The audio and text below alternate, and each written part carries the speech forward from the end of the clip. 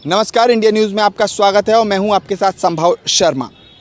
आज जिस मुद्दे पर मैं बात करने जा रहा हूं वो मुद्दा आपकी और मेरी प्रॉपर्टी से, संपत्ति से सीधे जुड़ा हुआ मुद्दा है।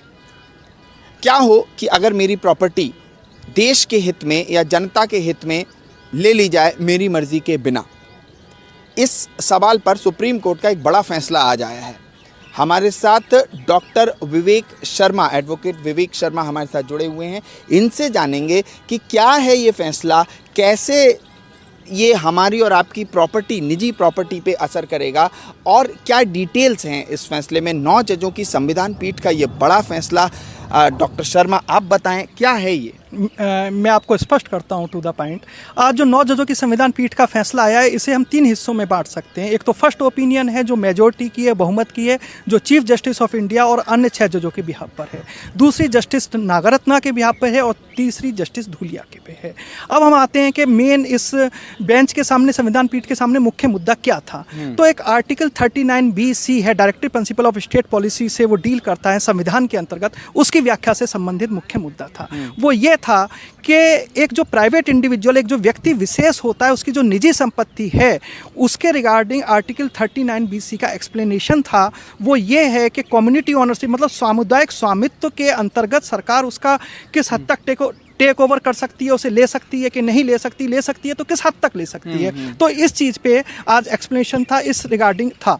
तो इसमें जो मेजॉरिटी का आया, उनका कहना यह है कि व्यक्ति विशेष की जो निजी संपत्ति है वो कम्युनिटी ओनरशिप के दायरे में आ सकती है, लेकिन कुछ लिमिट तक ही आ सकती है। वो ऐसा नहीं है कि किसी भी व्यक्ति की हर संपत्ति को सामुदायिक संपत्ति करार दे दिया जाए और उसको ले लिया जाए। हम इसे थोड़ा ना एग्जाम्पल से समझने की कोशिश करते हैं कि आम जनता समझ सके, जो हमारे गांव में रहने वाले लोग हैं वो समझ सकें। हाँ, जैसे फॉर एग्जांपल मेरी कोई प्रॉपर्टी है जी, और वो प्रॉपर्टी पे रेलवे लाइन निकलनी है जी, तो क्या ऐसे में क्या प्रावधान होगा इस आज के जजमेंट के बाद? हाँ। या ऐसा कोई और सामुदायिक काम हो रहा है जो कि जिसमें लार्जर इंटरेस्ट शामिल है, लोगों का हित शामिल है, तो ऐसे में क्या मेरी प्रॉपर्टी ले ली जाएगी? अब मैं आपको इसका भी टू द पॉइंट आंसर बताता हूँ। एक तो हमें भूमि अधिग्रहण जो होता है रोड या रेलवे लाइन के लिए, उसे या एयरपोर्ट बनाने के लिए, तो वो पर्पज और कम्युनिटी ओनरशिप के लिए लेना दोनों अलग अलग चीज़ हैं।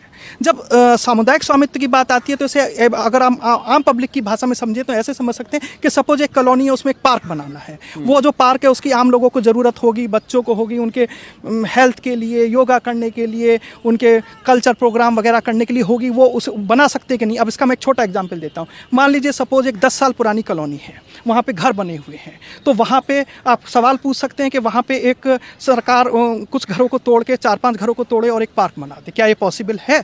तो इसका उत्तर होगा ना और हाँ, दोनों में हो सकता है। अब इसके मैं एग्जाम्पल में उत्तर में आपको बताता हूँ कि अगर इसका उत्तर है ना, तो वो कब है ना, कब सरकार नहीं ले सकती, पहले मैं ये बताऊँ। हाँ। सपोज 10 साल पहले एक कॉलोनी अप्रूव्ड होके, कोई भी डेवलपमेंट वो है अथॉरिटी, और उसने क्या किया कि पूरा अप्रूवल बनाया, प्लान बनाया, और उसके बाद जो प्लॉट्स थे वो उसमें क्या नाम मार्क्ड हुए, और उसके बाद उसमें जो भी उस संपत्ति के मालिक थे प्लॉटों के, उन्होंने अपने मकान बनाए जो अप्रूव्ड करके नक्शा पास करा के सारे बनाए।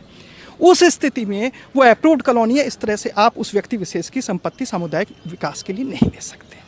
अब दूसरी चीज़ आती, कोई 30-40 साल पुरानी कॉलोनी है, या कोई अनअप्रूव्ड कॉलोनी है जहाँ कोई नक्शा नहीं कटा, या उसमें कोई ग्राम समाज की ज़मीन आ गई, या जिसका स्वामित्व ठीक से डिफाइन नहीं है, उस स्थिति में सरकार बना के ले सकती है। लेकिन एक चीज़ स्पष्ट है कि सरकार को अपनी पॉलिसी में, जिसके तहत वो कम्युनिटी ओनरशिप के लिए लोगों की संपत्ति लेगी, उस पॉलिसी में अपनी इंटेंशन को, पॉइंट्स को, और किस मुद्दे के लिए चाहिए, किस कारण से चाहिए, वो स्पष्ट होना चाहिए और आम लोगों को समझ में आए कि वो सामुदायिक विकास के लिए, सामुदायिक स्वामित्व के लिए ली जा रही है, जो उनके इंटरेस्ट के लिए है। Then it will be beneficial. तो ये सबके लिए हितकारी है। मुख्य जो आज के जजमेंट का निकल के आता है। और इसमें मैं एक चीज़ आपको और क्लियर कर दूं, जो जस्टिस नागरत्ना ने बोला है, डिसेंटिंग ओपिनियन है, लेकिन वो आपको एक आम लोगों से जोड़ के समझ में आएगा। उन्होंने एक चीज़ और बोली कि किसी व्यक्ति विशेष के जैसे अटेंसिल्स हैं, जो खाने के बर्तन हैं, ज्वेलरी है, पर्सनल यूज का सामान है, वो कभी भी कम्युनिटी ओनरशिप में नहीं आ सकता। आप मेरी बात समझे? उसमें यह है कि मान लीजिए सपोज मैंने एक कड़ा पहना हुआ है, एक मैंने गले में माला पहनी हुई है, कोई कहने लगे कि सरकार इसको जब्त कर सकती है, इसको टेक ओवर कर सकती है सामुदायिक विकास के लिए, नहीं कर सकती। या मेरे खाने के बर्तन है, जो मेरी निजी डेली नीड की जरूरत है, जिसको मुझे अपने जीवन यापन के लिए ज़रूरी है। तो कहीं ना कहीं चीज़ों का एक्सप्लेनेशन, और जब बाकी डिटेल्ड ऑर्डर अपलोड हो जाता है तो आपको विस्तृत हम पूरी व्याख्या इसकी बता पाते हैं। सो ये कम्युनिटी ओनरशिप पे सुप्रीम कोर्ट के 9 जजों की संविधान पीठ का फैसला, और एडवोकेट विवेक शर्मा ने हमको डिटेल में ये समझाया, एग्जाम्पल्स के साथ समझाया। बहुत बहुत धन्यवाद इंडिया न्यूज़ से बात करने के लिए, और बहुत बहुत धन्यवाद हमसे जुड़ने के लिए।